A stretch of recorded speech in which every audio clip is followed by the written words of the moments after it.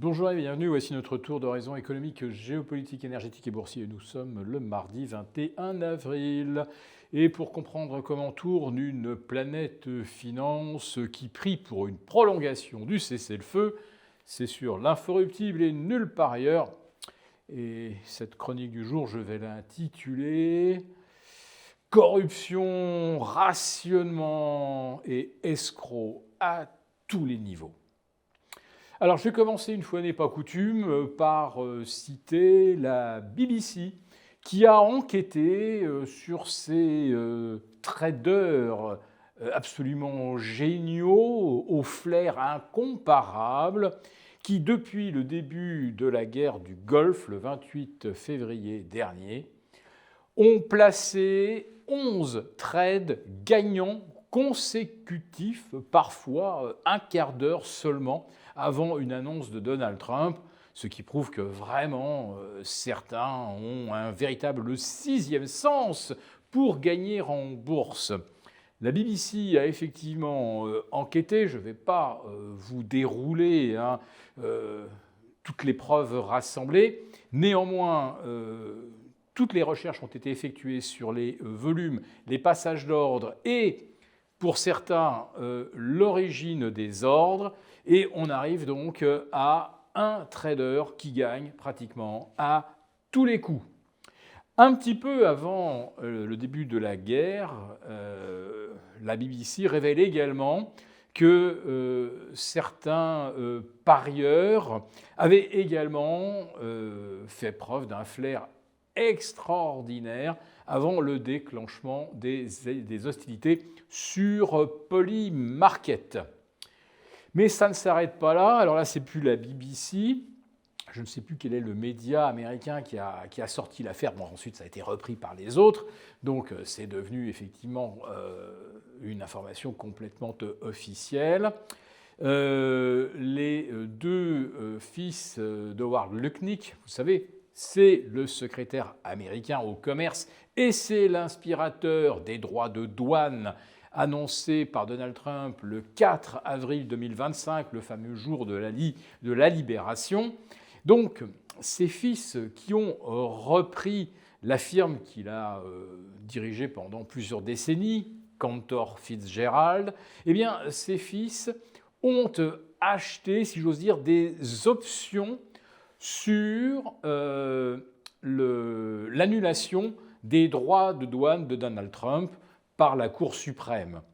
C'est quand même extraordinaire que les fils du concepteur des droits de douane achètent des dérivés qui permettent de s'en mettre plein les poches si les droits de douane sont annulés. Et effectivement, ce sont 166 milliards de dollars qui devront être remboursés à 330 000 entreprises.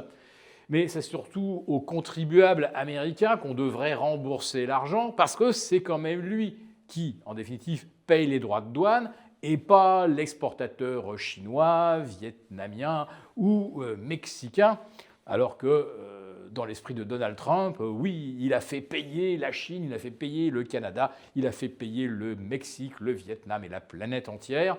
Bah maintenant, il faut qu'il rembourse tout le monde. Oui, mais là, c'est Cantor Fitzgerald, on attend le résultat quand même des investigations, qui serait le principal détenteur de dérivés sur l'annulation des droits de douane. Donc quand je vous dis dans le titre que c'est corruption et escroquerie à tous les niveaux, vous voyez que tout se situe évidemment dans l'entourage immédiat de Donald Trump. Les 11 délits d'initiés, on peut même en rajouter 3 ou 4 avant le conflit, puis l'annulation des droits de douane et une bidouille pour en tirer le plus grand profit, avouez que ça fait quand même désordre. Mais en France, eh bien là, l'escroquerie elle est plus intellectuelle, puisque le gouvernement nous explique que la crise actuelle, la troisième guerre du Golfe, nous coûte déjà 6 milliards. Eh bien, comment équilibrer les finances publiques ? Eh bien, en économisant 6 milliards.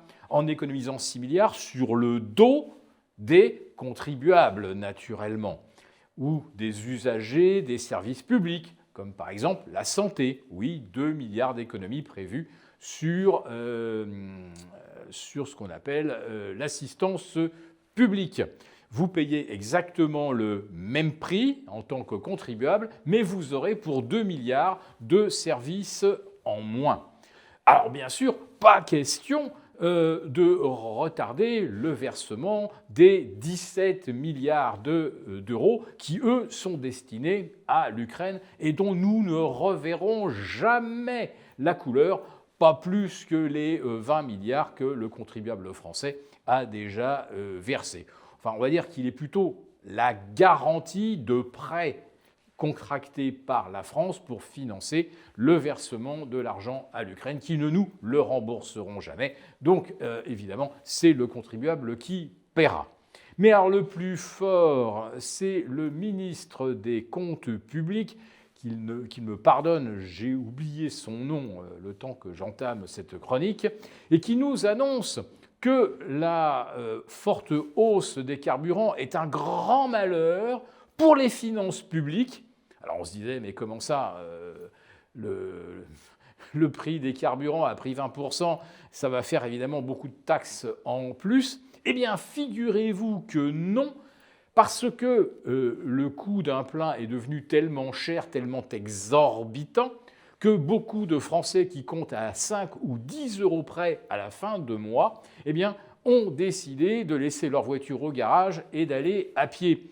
Donc, ces maudits Français qui ne consomment plus d'essence, de gasoil, eh bien, ils sont en train de ruiner la France. Et oui, à cause d'eux, il manquerait, tenez-vous bien, 100 millions de recettes sur la vente des produits pétroliers. Donc, non seulement le coût des carburants est trop cher, mais en plus, ceux qui arrêtent d'en consommer sont coupables de mettre en péril les finances de l'État. Donc, évidemment, il faut trouver des économies par ailleurs. Bon, je pense que je vais arrêter avec ça parce que là, je sens que je suis en train de m'énerver. Alors, pour se calmer un petit peu, regardons les marchés financiers.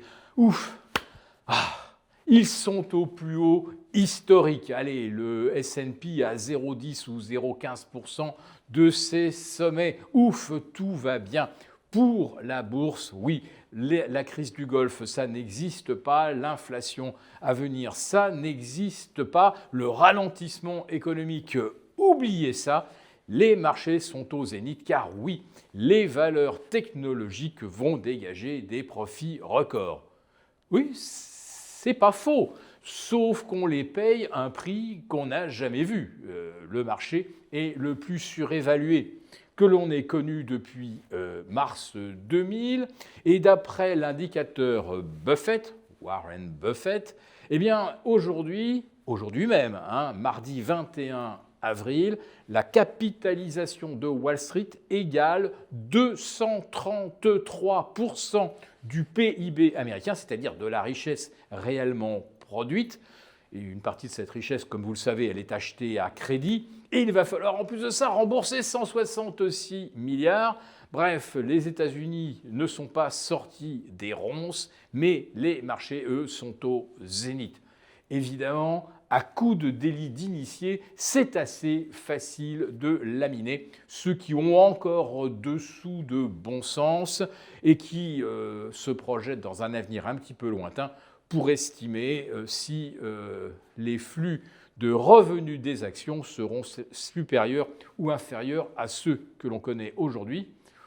Je pense qu'on connaît déjà la réponse. Pour vous remercier de votre fidélité, vous pouvez télécharger gratuitement notre rapport spécial qui contient nos solutions pour préserver votre épargne face à la faillite économique de la France, laquelle met en danger votre épargne. Il vous suffit de cliquer sur le lien en description pour l'obtenir gratuitement. Merci et à bientôt. Merci beaucoup d'avoir regardé cette vidéo. N'hésitez pas à réagir dans les commentaires ou à liker et partager cette vidéo si le contenu vous a plu. Et pour ne rater aucune de nos prochaines émissions, vous pouvez vous abonner à notre chaîne et activer les notifications. Et pour plus de contenu, n'oubliez pas que le dernier rapport rédigé par nos experts est accessible en cliquant sur le lien de description. On se retrouve tout de suite dans les commentaires et je vous dis à très bientôt pour une prochaine vidéo.